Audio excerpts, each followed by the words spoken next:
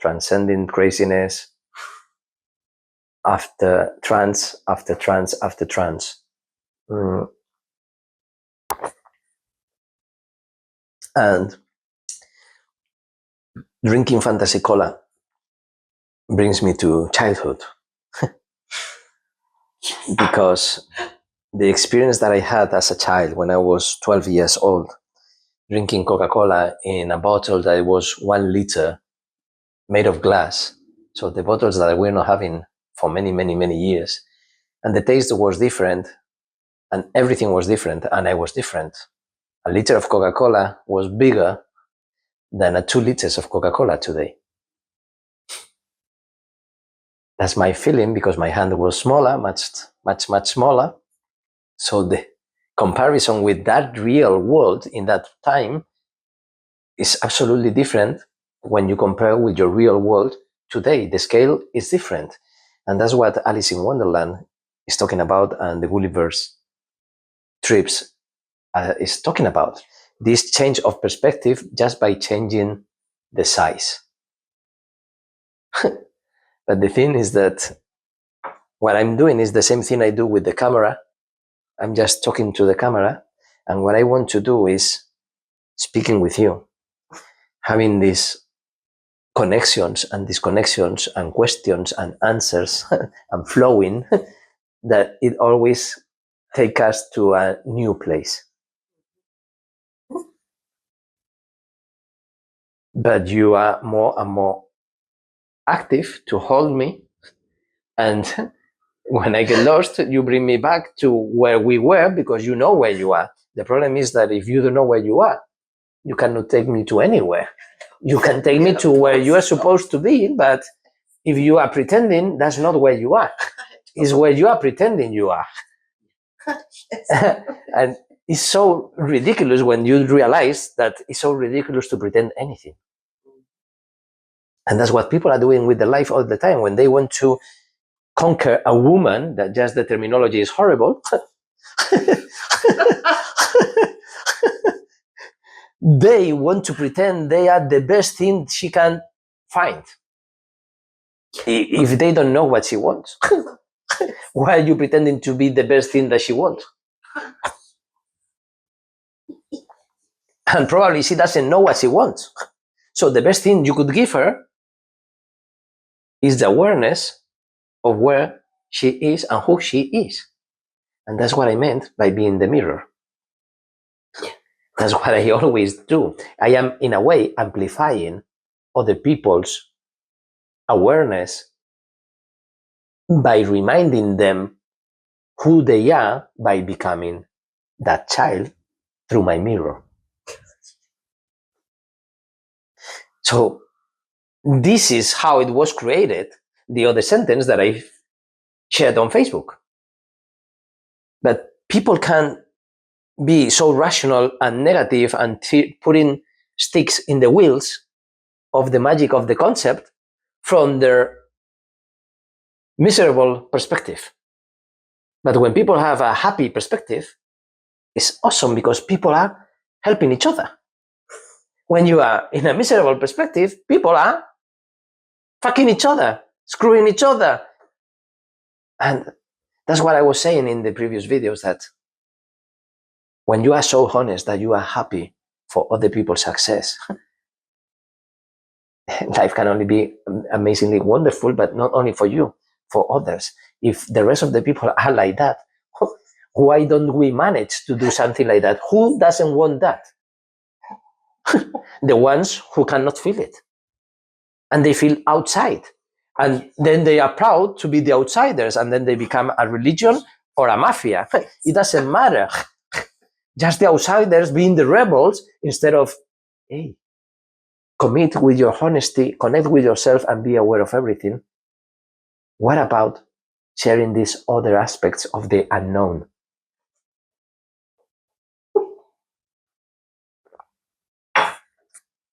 I cannot see. The Coca-Cola thing was awesome. It was my first, I said this so many times in my life. Remember the story of opening the bottle in the fridge, 1982, and I was already drinking the Coca-Cola I was going to drink. As a child, it's easy to understand what I'm talking about.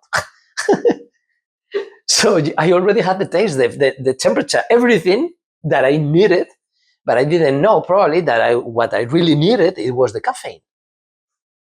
I didn't know what caffeine was at that time. And I didn't know what addiction was at that time until there was no Coca-Cola. Then all of a sudden I started knowing things, but not because I read on the books, because I felt them and I was aware of them. That's the only way of really learning. Otherwise, you are judging knowledge and converting knowledge into something material instead of being something experiential with no filters from your mind, just feeling your everything, you know? Okay, so I closed the fridge. I was so fucking aware that I stopped drinking Coca-Cola for a time, enjoying water.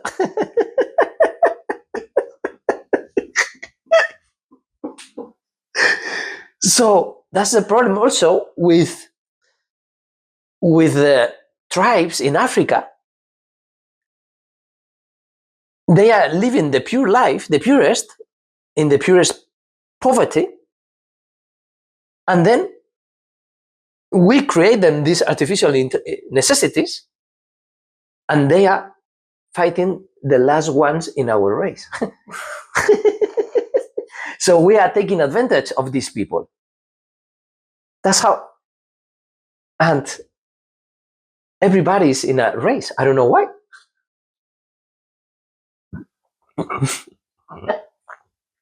But the thing is that there was a movie already talking about this when I was a child. It was, the Spanish name of the movie was Los dioses deben estar locos.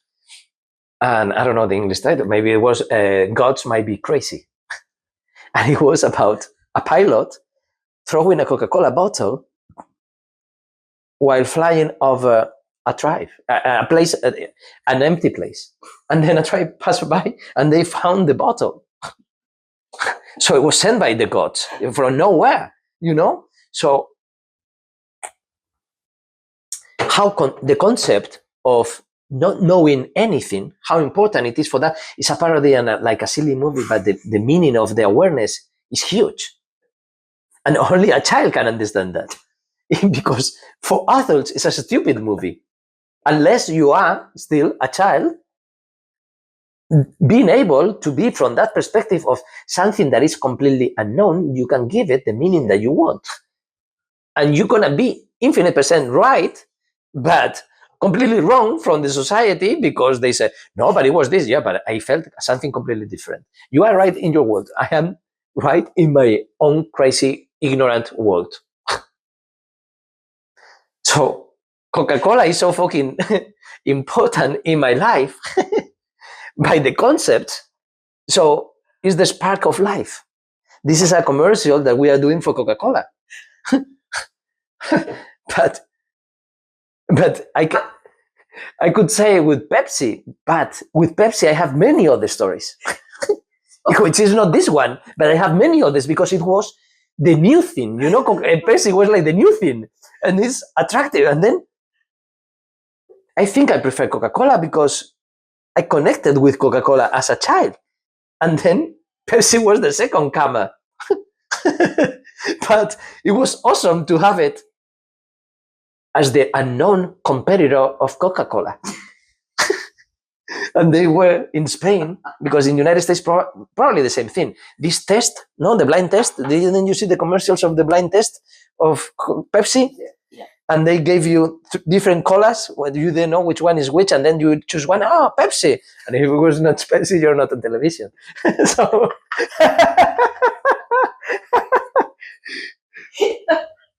so I was not on television, but I chose the Pepsi. I don't know why, but I chose the Pepsi. Who knows what the other one was? I don't think it was Coca-Cola.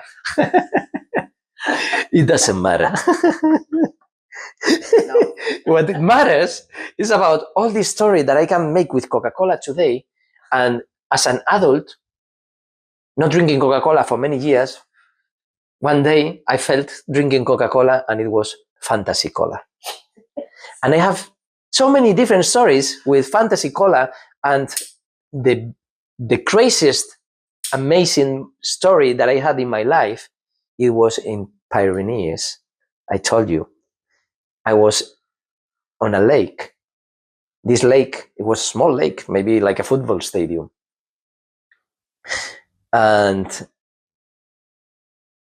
only the field of the, no, not the whole building, because it was only deep as until my waist. And you had to walk a lot to be to your waist. And the water was probably 8 degrees. It was coming from the snow. And I was there with my friends playing around, splashing the water, being frozen, stop feeling my legs. And I remember in that altitude were probably 2,000 meters, probably, or less, or more. I don't know. I think it was more than 2,000 meters. I remember in the silence, drinking Coca-Cola, having these awesome experiences in the nature with my friends. No drugs, no alcohol. At that time, I didn't drink. At that time, I didn't drink at all. No drugs, never in my life, nothing. And then I start drinking Coca-Cola, and I almost panic because of an avalanche. I started looking around all the snow, and there was no snow falling. And then didn't you hear it? And they said, what? And I said, nothing. So then I was like a child again. I was 24. But I was as a child when I was learning how to play seek and hide. Just I knew the game, but it was different words because I came from different town. So that made me this black sheep observer. So I was the observer of this black sheep. I was the only one hearing strange noises. So I was aware of that. I said, what the fuck? So then in the next sip, I said, okay, so it's the fucking bubbles that with this silence at this altitude, it is wow, like cracking all the mountains and the snow. And it happened with Coca-Cola. It could have happened with Fanta Orange as well. Maybe, who knows? Maybe the texture was different and everything, maybe I wouldn't perceive the same experience, but it was another magical experience. So today I decided to drink a little bit of Coca-Cola with lemon, that you brought this combination to my life, but reminded me of when I was a child, Coca-Cola with ice and a slice of lemon. Reminds me of that a lot. And then that takes me to my grandparents, takes me to Santander, takes me to my childhood in everything. Just through the experiences of the connections of the magical feelings with drinking a carbonated drink. Because the important thing is that it was carbonated and that it is organic, like organic. It's not mineral water. But you know what I feel when I talk about mineral water, and there is no organic water. The tea is the most similar, but it's never, because the molecules are never going to get together with the molecules of the mineral water. They're going to be adding whatever essence is. Yeah. Like bacteria, cells, parasites, it doesn't matter.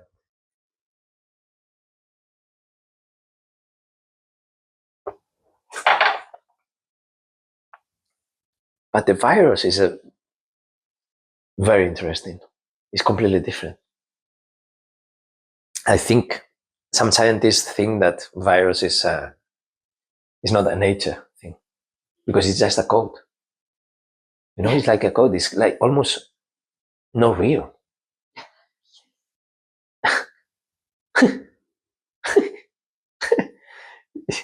It's almost like zeros and ones for humans.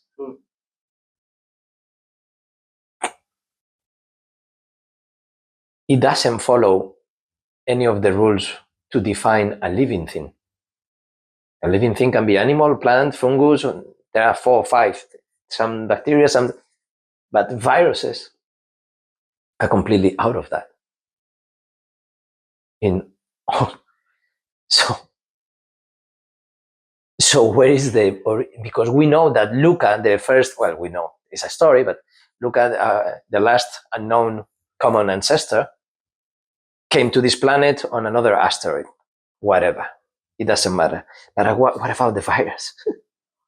The virus is like, it was before anything else because it has nothing to do with the rest of the things of the creation.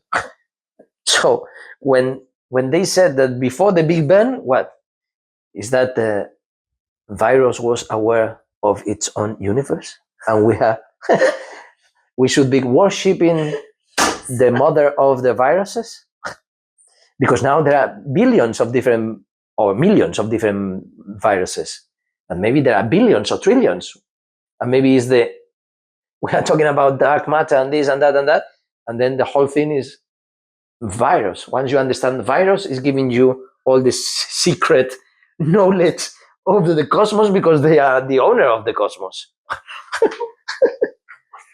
For instance, but the thing is that I am not saying that this is the only stupid thing. I can invent millions of stupid things like that. But why believing in just one stupid thing that is written by someone who said that God told him that? If we are all God, we can create anything we want. But they don't want you to be God because there was only one God that dictated this book to this person. Who wrote it? Different groups of people who never met Jesus Christ.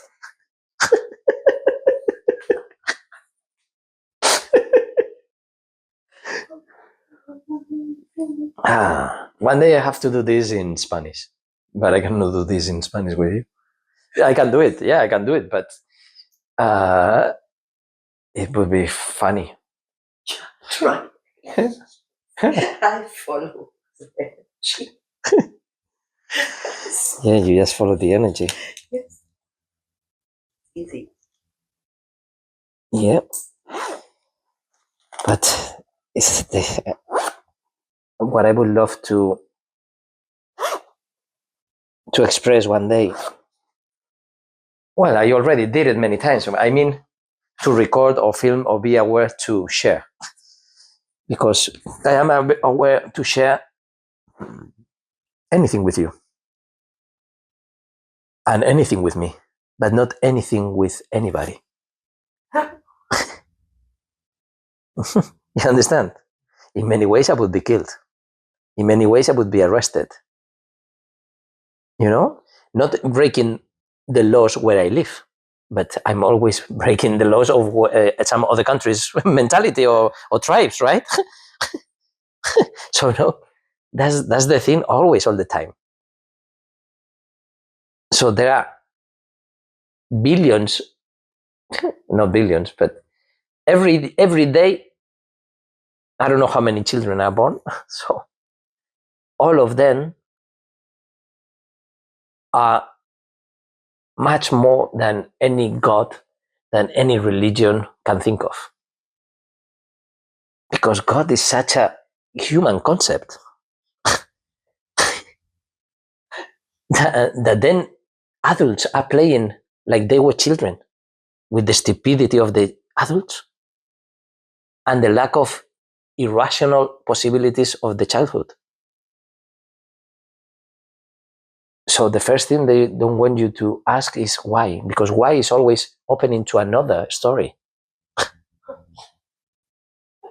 They want to be efficient. By then, I mean adults. They want to be efficient. Don't ask why. This is the way, but the child is seeing infinite different ways. But I'm not saying that this is wrong. Tell me why you chose that one. Otherwise, ask the child, which other path would you show me?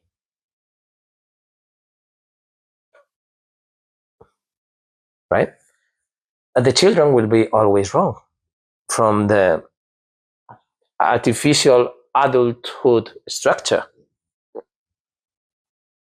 Always. You can always find a reason why what she's saying is absolutely wrong.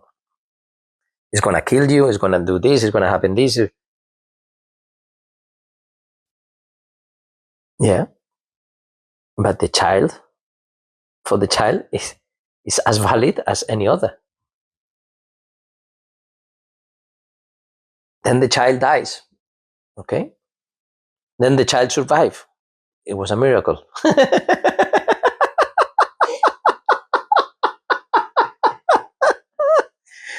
So children can make miracles. Surviving is a miracle.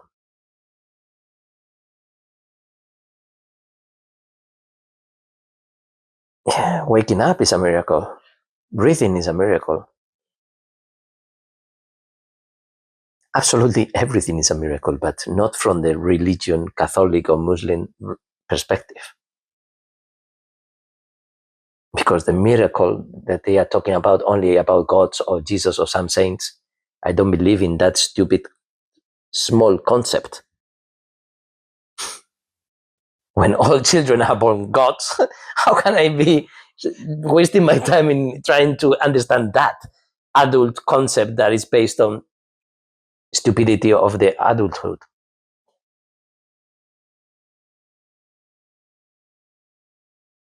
But then people start playing around and playing to be like the dictators of the laws. And not dictator, the dictatorship, dictating laws. But they're about dictators, right? I don't know if in English there is any difference, but it's a huge difference.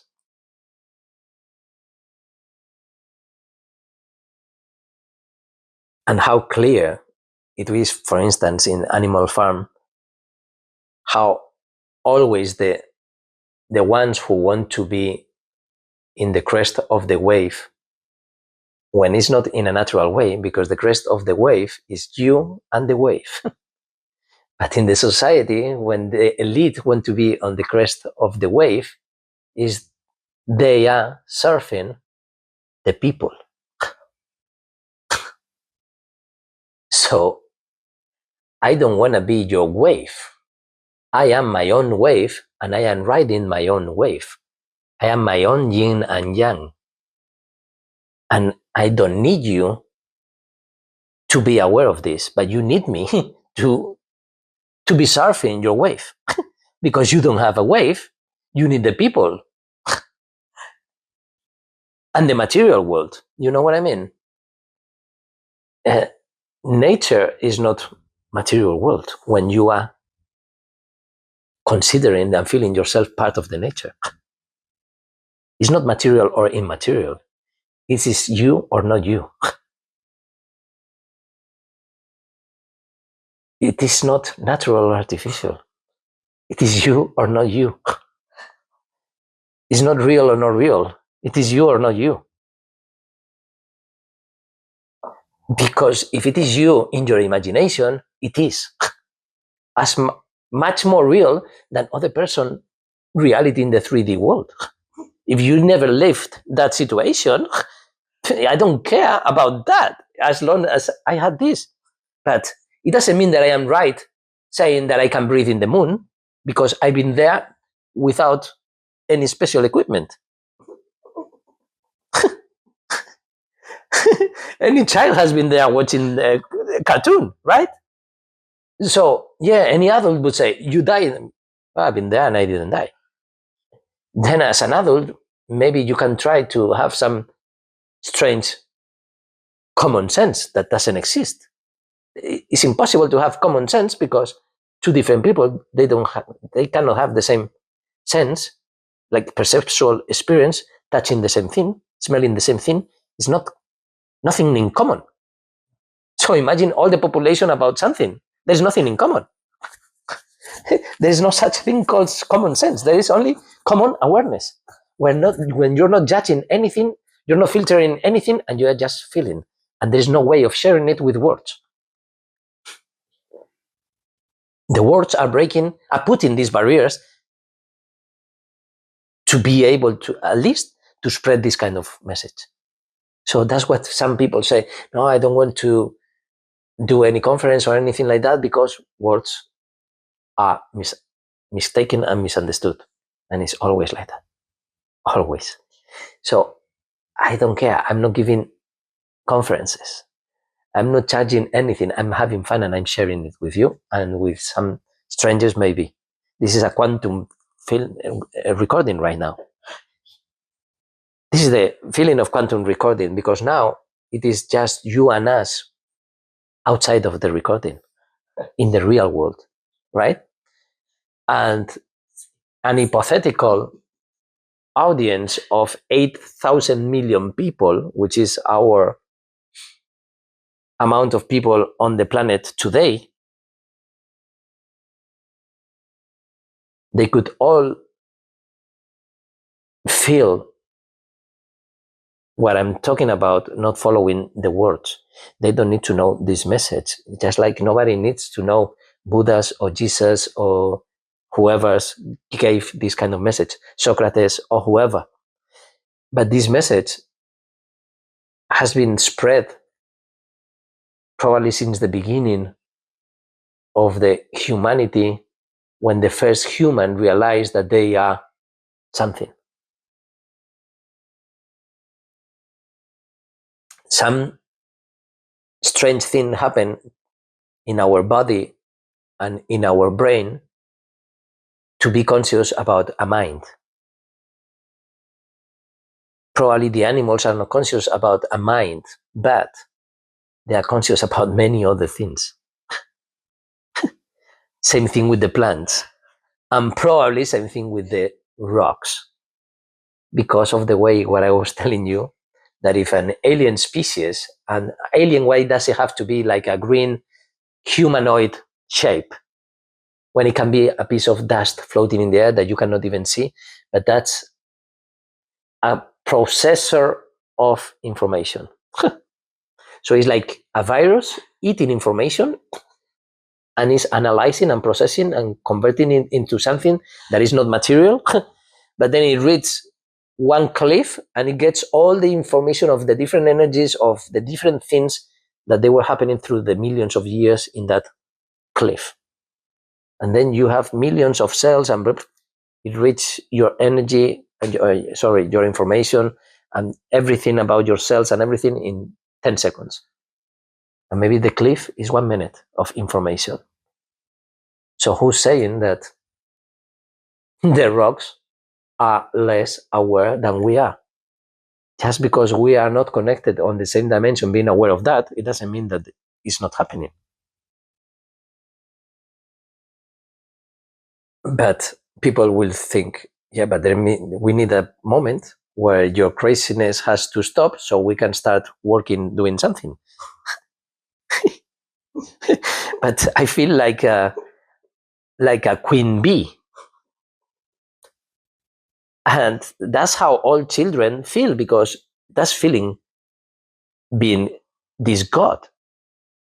But the queen bee is less than God, of course, much less. But compared to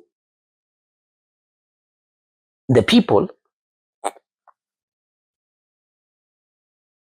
for the bees, the queen bee is a god, because they all come from that, and they have to worship and take care and fuck. Take care and fuck. It's all about that. Taking care of the children and fucking the queen. Easy. Not complex, easy to understand.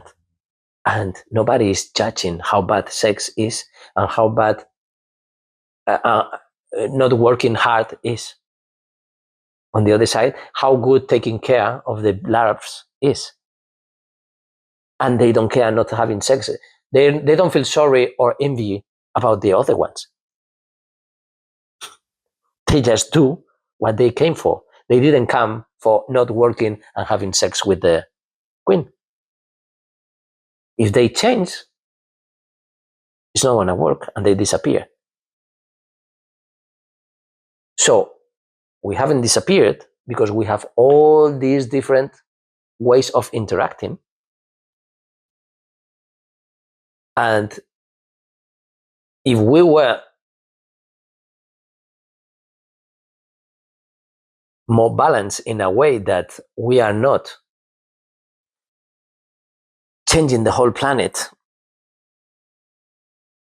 as a result of all the species, interspecies, interhuman conflicts, the secondary effect It's not only the pollution, it's also the way of we are removing trees and putting roads, removing trees and putting factories, removing trees and putting houses, instead of living in a cave. Living in a cave is bad. Living in a mansion with all the taps made of gold is good. It's better than in a mansion where the taps are not made of gold. So when we are in this, I don't know if the word is dissertation, or in this balance, completely unbalanced. I'm not saying that everybody has to live in a cave. I'm not saying, I want to transcend that. I'm trying to talk about what as an evolution we would be.